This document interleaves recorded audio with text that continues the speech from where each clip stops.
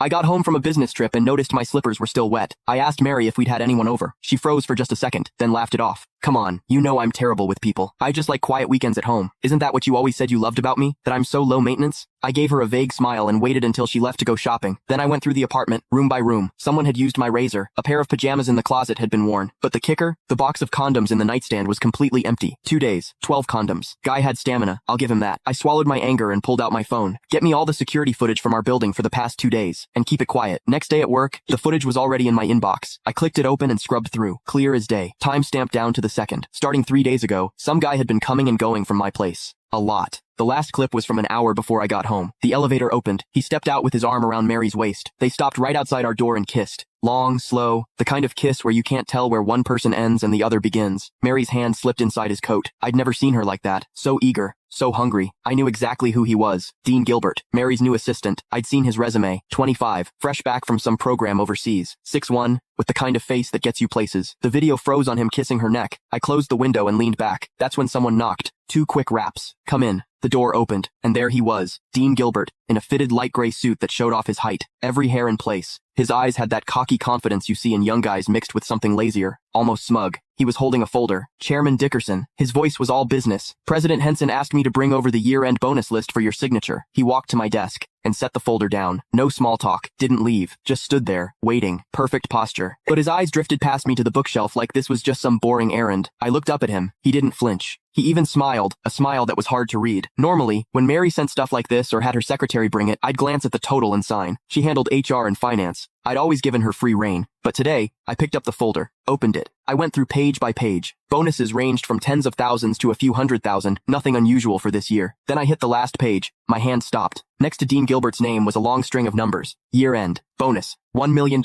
And in the notes, plus one company BMW, 730 Li, $1 million.